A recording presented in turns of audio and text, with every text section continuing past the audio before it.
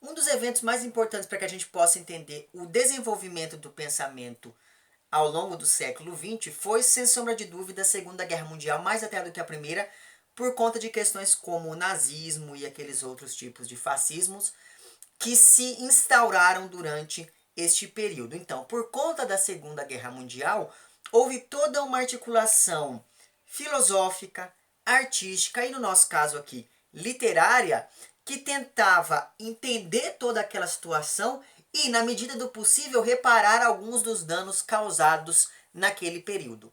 Exemplo disso é o florescimento, o surgimento de algumas obras que depois foram inseridas em um movimento chamado lá de teatro do absurdo. Existe um texto teórico sobre isso, eu vou deixar certinho a capa dele aqui, que agora eu não me lembro do nome do autor. E eu vou deixar também o link para onde você pode comprá-lo lá embaixo. E essas peças que compunham ali, talvez o principal representante do teatro do absurdo tenha sido lá o Samuel Beckett com Esperando Godot.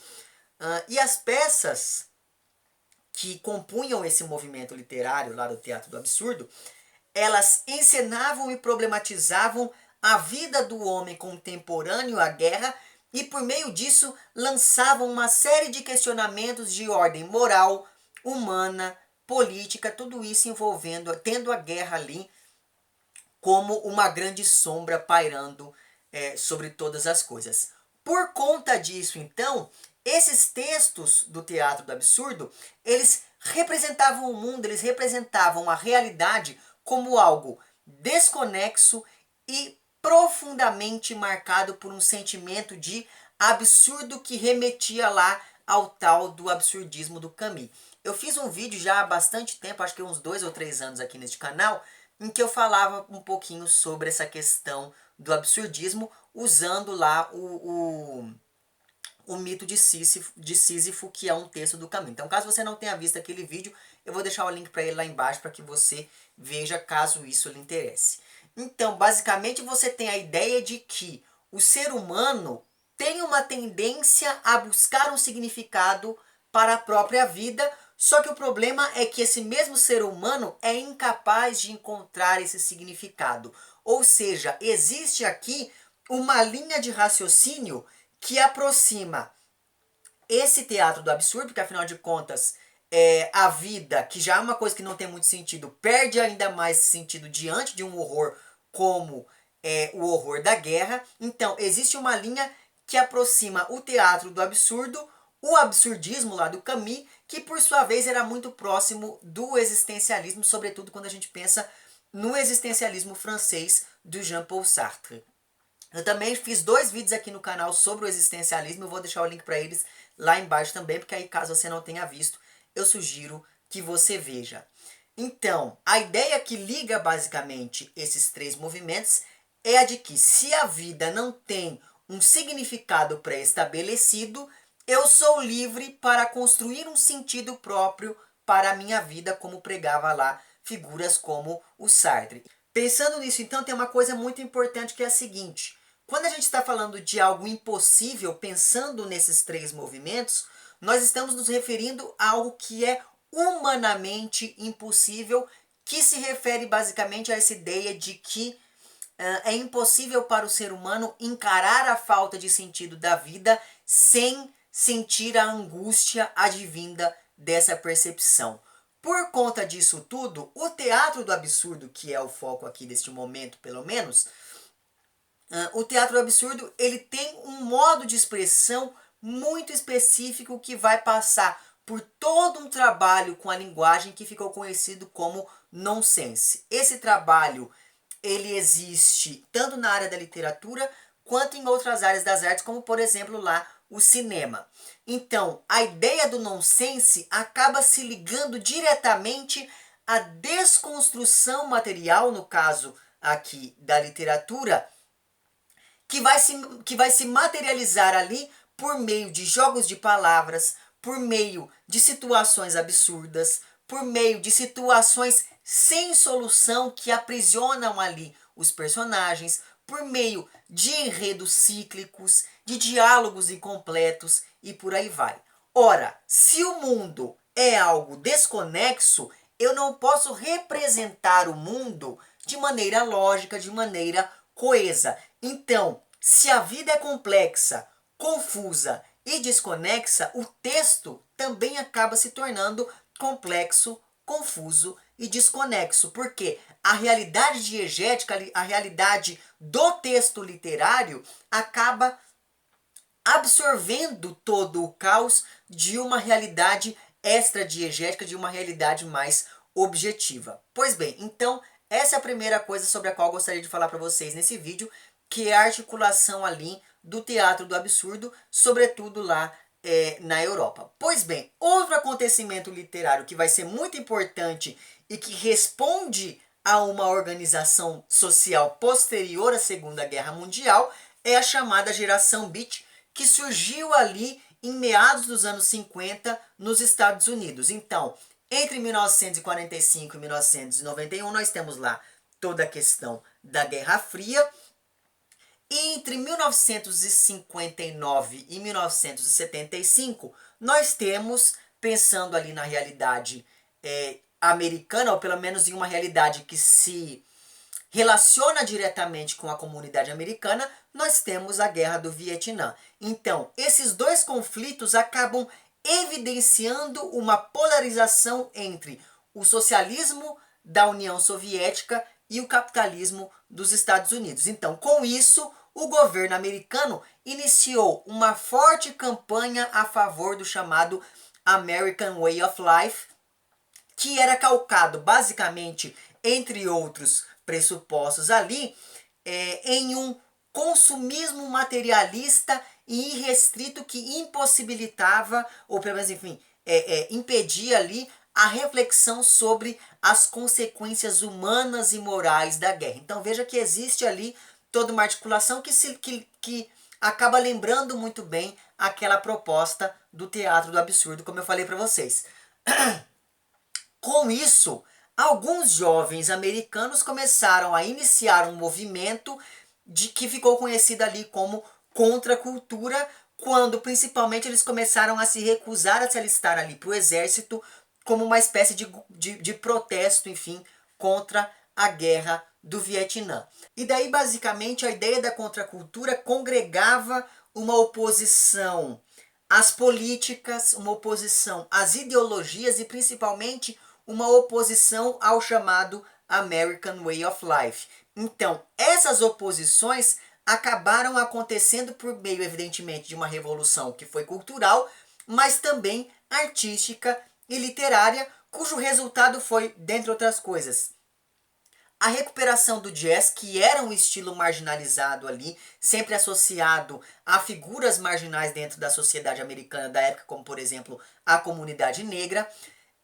Também durante esse período ali de revolução artística, literária e cultural, você teve uma importância maior atribuída à música folk e principalmente o surgimento do rock and roll. Então, pensa que era ali um estilo musical que se opunha ferrenhamente a todos os grilhões propostos ali por esse tal desse American Way of Life.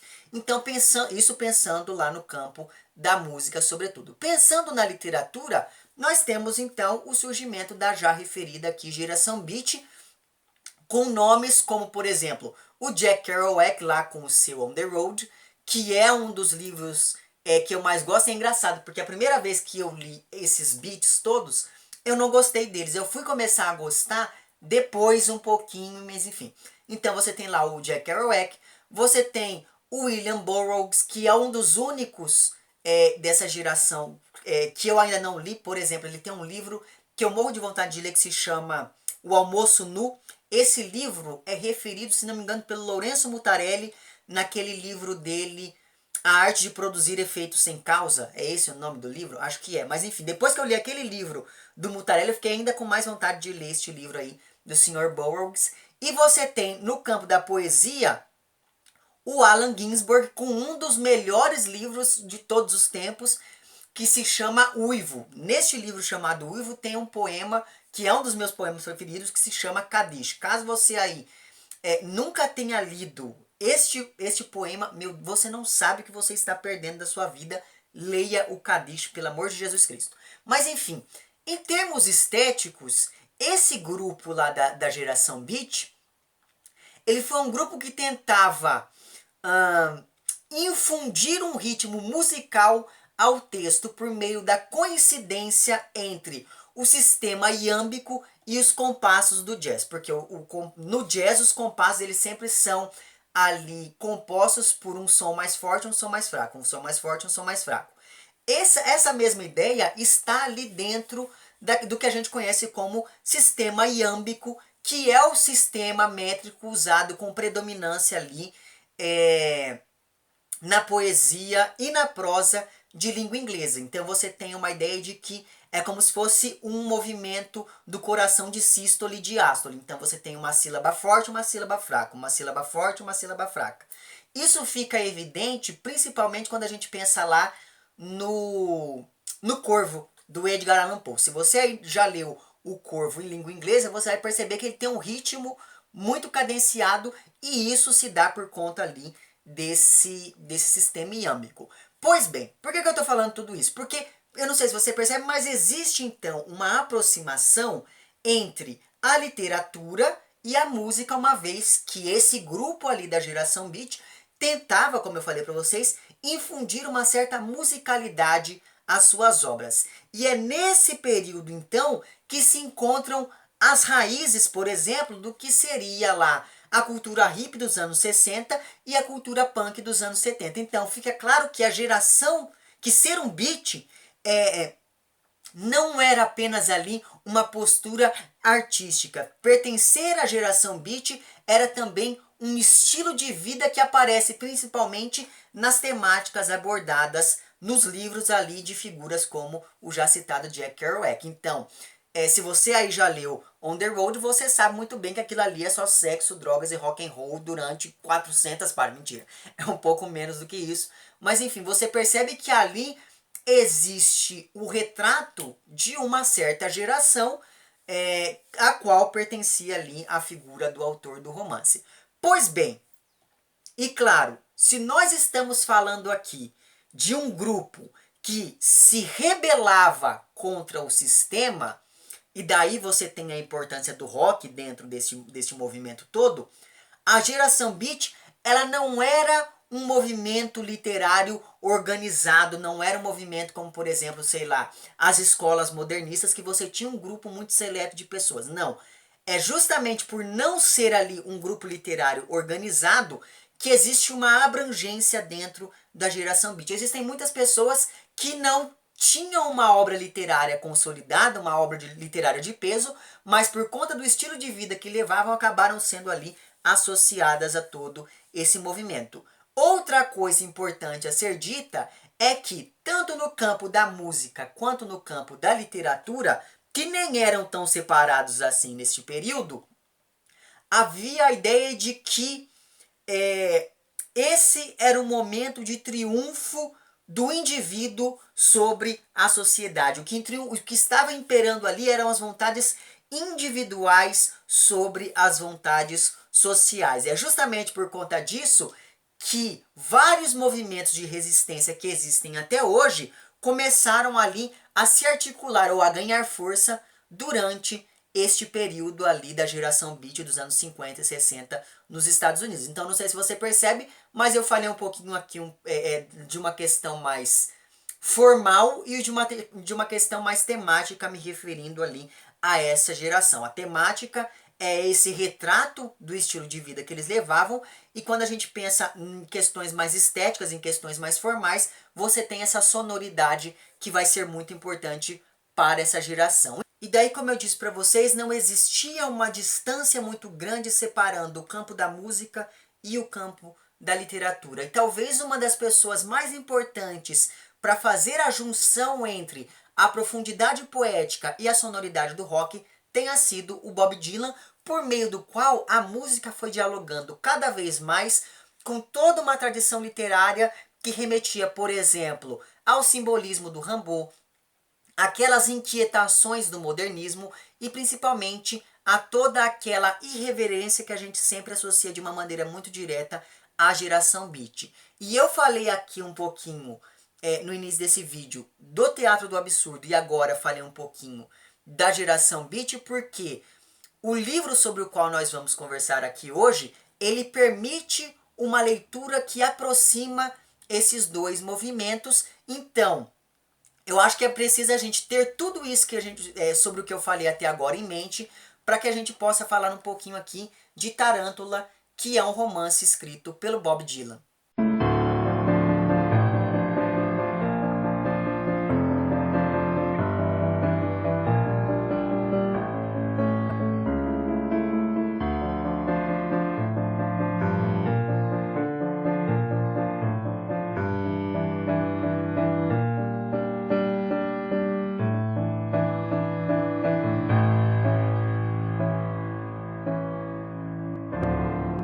Olá pessoas, no vídeo de hoje vamos conversar um pouquinho sobre Tarântula, que é um romance do Bob Dylan, cujo título já vai remeter a algo que é assustador, venenoso, perigoso ainda que não seja mortal, subterrâneo, sinistro, selvagem e por aí vai. E é bom nós termos todos esses adjetivos em mente, sobretudo quando a gente pensa na relação que se estabelece entre este livro aqui e o seu público leitor.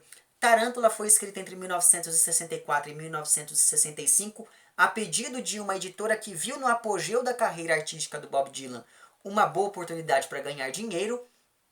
Só que ele só foi publicado em 1971, depois que algumas cópias piratas começaram ali a circular entre um público que já estava impaciente para ver os resultados de tamanha divulgação, porque sim, esse daqui foi um livro bem divulgado ali durante o seu processo de escrita. E por que que houve esse hiato entre o início da escrita do livro e a sua publicação? Porque em junho de 66, o Bob Dylan ele sofreu um acidente de moto e daí nós temos duas versões envolvendo esse acidente. Uma delas aponta para o fato de que o Bob Dylan usou esse acidente como uma desculpa para poder fugir ali de alguns dos seus compromissos, dentre os quais estava entregar aqui este livro a tempo. E a outra versão diz que o Bob Dylan ficou entre a vida e a morte por conta desse acidente de moto, e daí você escolhe a que melhor lhe parecer, a que lhe parecer mais, enfim, confiável.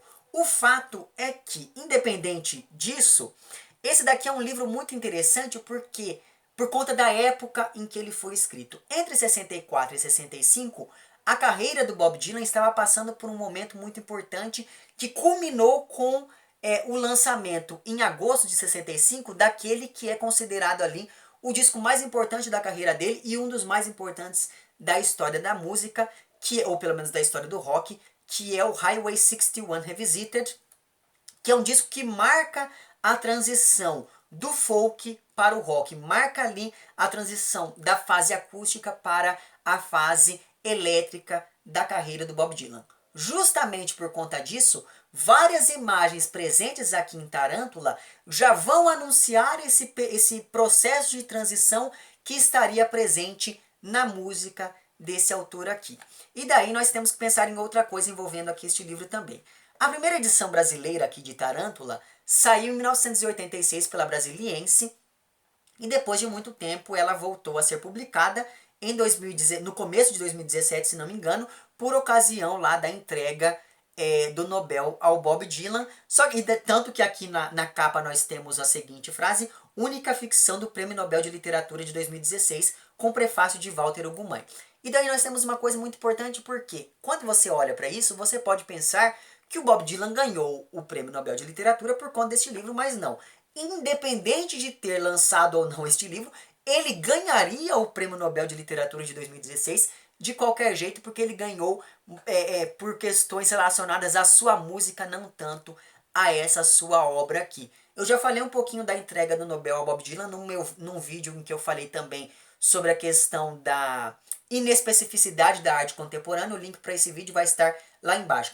Caso você não tenha visto, veja. Então, eu fiquei muito feliz quando o Bob Dylan ganhou o prêmio, não apenas porque eu sou um fã assim, incondicional desse autor, mas também porque eu sabia que com a atribuição do Nobel ao Dylan, muita coisa voltaria a ser publicada aqui, dentre as quais está aqui este livro. Isso porque entre os anos de 1970 e 1990, houve um verdadeiro boom editorial envolvendo Bob Dylan, porque vários estudiosos começaram a analisar a obra do Dylan sobre vários pressupostos. Então, tem vários livros que aproximam a obra do Bob Dylan ao texto bíblico, outros que aproximam a obra dele às obras do Shakespeare, por exemplo. Então, veja que houve ali um certo alvoroço nesse período de tempo ali de 20 anos, e daí, nesse meio tempo, vários livros começaram a ser publicados. Então, evidentemente que com a atribuição do Nobel ao Dylan, várias coisas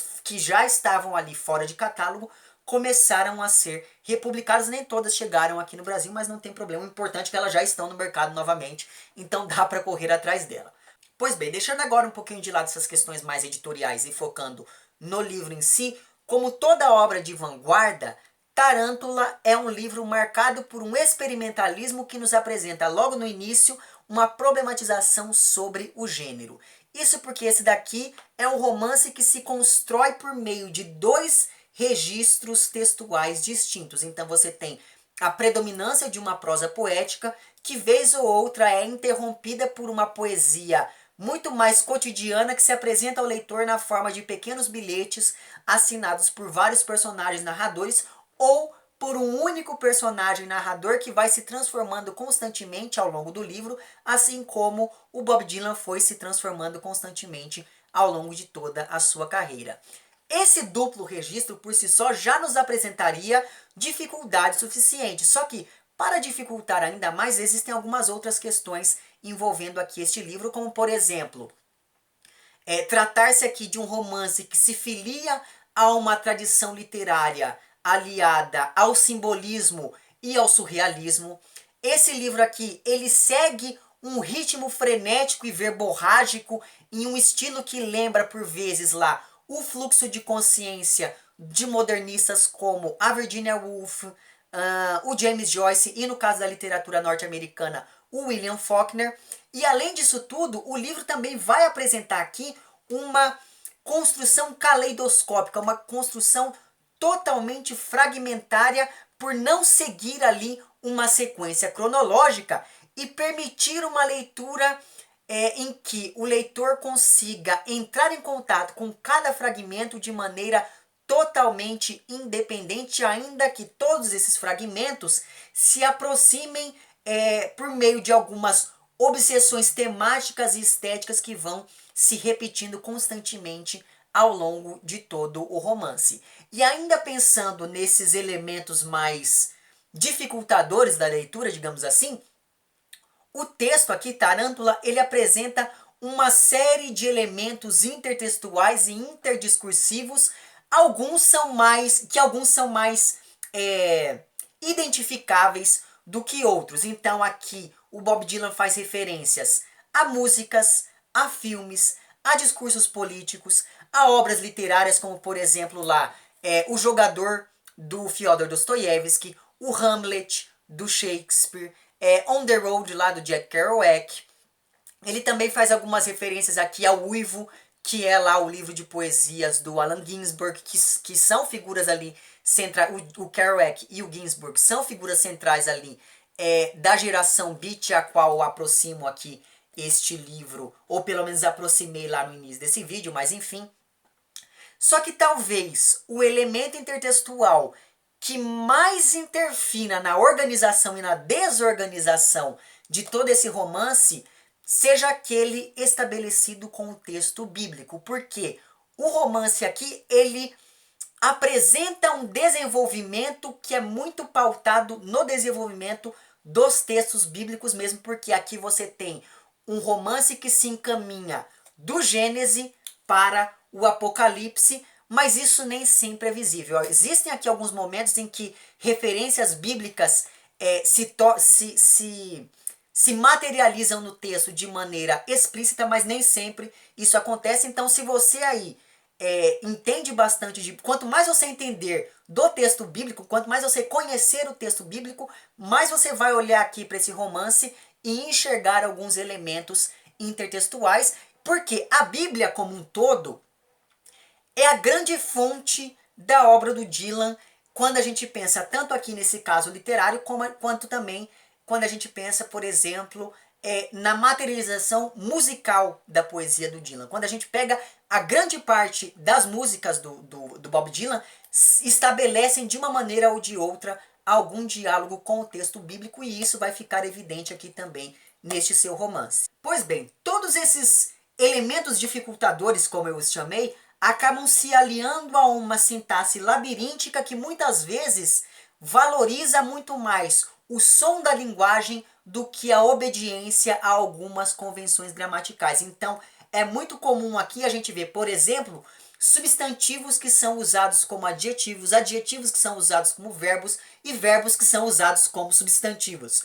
Outra coisa que vai acabar sendo subvertida aqui por conta dessa importância maior dada ao som do que ao sentido é a ideia de que o Bob Dylan nem sempre vai seguir aqui convenções narrativas. E isso vai acabar dando a esse texto um caráter extremamente hermético em vários trechos. Tem vários trechos aqui que você vai ter que parar e ler umas 4 vezes antes de você chegar à conclusão de que você não entendeu aquilo, que o melhor a fazer é seguir em frente. Mas enfim, então, assim como acontece lá com a poesia, o som contribui para o entendimento dos sentidos de vários desses fragmentos. Isso é uma característica muito própria dos textos poéticos, como a gente sabe, né? Quando a gente pensa lá em textos teóricos como o Versos, Sons e Ritmos, da Norma Goldstein, eu acho que é esse o nome daquela professora. Mas enfim, tem um livro chamado Versos, Sons e Ritmos, eu vou deixar certinho aqui o nome da autora para vocês. E naquele livro, a autora ela diz basicamente que um dos elementos mais importantes dentro da poesia é o som e o ritmo da leitura. E isso vai acabar aparecendo aqui também neste texto do Bob Dylan, o que novamente vai apresentar aí essa problematização acerca do gênero ao qual pertence aqui este romance. Isso porque existe aqui todo um trabalho que vai manipular as palavras e alguns elementos textuais, como por exemplo a pontuação, para poder moldar o som e o silêncio que vai reproduzindo uma prosódia musical que é muito cara à geração beat. Eu falei para vocês no início desse vídeo que figuras como o Kerouac e o Allen Ginsberg tinham essa ideia de você infundir ao texto literário um ritmo que era próprio lá do jazz, por exemplo. Pois é, isso vai estar presente aqui. Essa prosódia musical vai ser muito importante aqui. Então, o que eu sugiro que você faça, vez ou outra, caso você não esteja entendendo algum determinado trecho, leia em voz alta. Porque se você ler em voz alta e seguir aqui a pontuação que o Dylan vai colocando, as coisas começam a fazer um pouco mais de sentido. E talvez o melhor exemplo desse trabalho de manipulação de alguns elementos textuais para poder infundir ao texto uma maior musicalidade seja o uso por vezes abusivo daquele chamado, o que dá ao romance um ritmo acelerado devido então a essa leitura ininterrupta que interfere diretamente na sonoridade aqui do romance. Então, a riqueza de imagens, essa psicodelia, a ideia da escrita espontânea que visa capturar o pensamento em movimento, que era algo muito próprio lá dos surrealistas, esse ritmo paranoico e frenético que dá ao texto um senso de urgência cada vez maior, e as várias referências mais imediatas que por vezes acabam se tornando praticamente desconhecidas para um leitor de hoje em dia, sobretudo um leitor brasileiro de hoje em dia. Tudo isso acaba representando um tratamento linguístico que causa uma estranheza, porque a impressão que dá é que o narrador ou os narradores aqui deste livro estão em constante estado de transe, em constante estado de delírio, ou mesmo ali de um sonho que não chega ao fim, até você chegar, evidentemente, ao último trecho aqui do livro. Então, é muito interessante você pensar nessa possibilidade de se tratar aqui de uma espécie de delírio, de uma espécie de transe paranoico em que este narrador ou esses narradores acabam entrando. E daí eu fiquei pensando aqui e eu acho melhor eu fazer uma correção, porque eu acabei de falar para vocês que a impressão que dá é que este narrador aqui está constantemente sonhando, mas não me parece adequado aproximar o conteúdo deste livro aqui à ideia de sonho, mas sim à ideia do pesadelo, porque tudo no romance gira em torno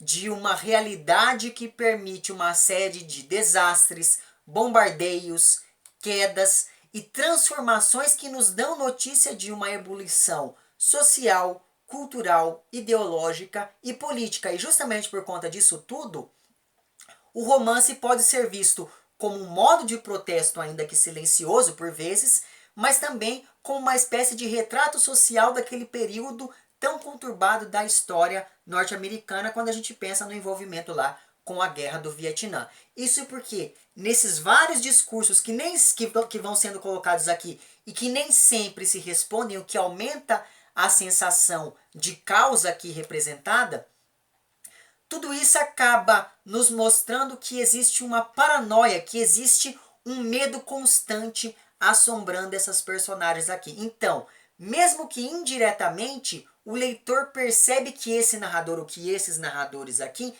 têm um olhar permeado pelo contexto da Guerra Fria. Então, tudo isso acaba desfazendo, tudo isso acaba desestabilizando os limites entre a realidade objetiva que este narrador está observando ali e essa realidade subjetiva do próprio narrador e por tabela aqui do próprio Bob Dylan. Então tudo isso acaba ligando muito bem este texto aqui, tanto aquela ideia lá do teatro do absurdo, sobre o qual eu falei para vocês no início desse vídeo, mas também a ideia da geração beat. Então veja que esse daqui é um romance. Eu achei interessante e importante falar um pouquinho sobre esses dois movimentos no início desse vídeo, para poder mostrar para vocês como que esses dois movimentos acabam se materializando aqui neste romance do Bob Dylan. Sobretudo essa questão da geração beat quando a gente pensa na forma, mas também essa ideia toda do absurdo quando a gente pensa em algumas temáticas que vão aparecer aqui também,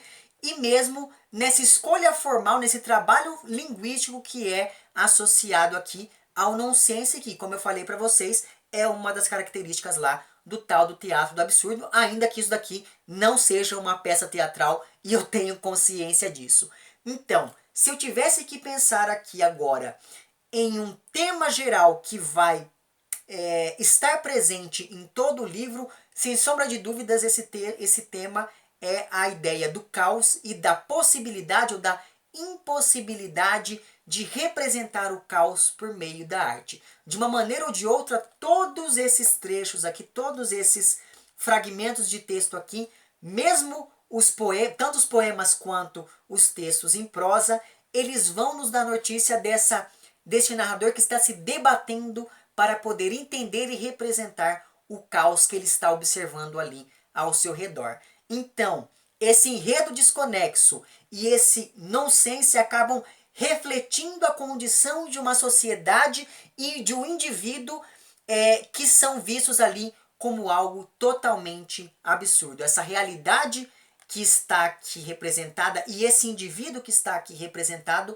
são coisas absurdas, são elementos absurdos que vão acabar contribuindo para essa sensação de nonsense ao longo de todo o romance. E daí eu não vou falar mais nada porque senão esse vídeo vai ficar gigantesco.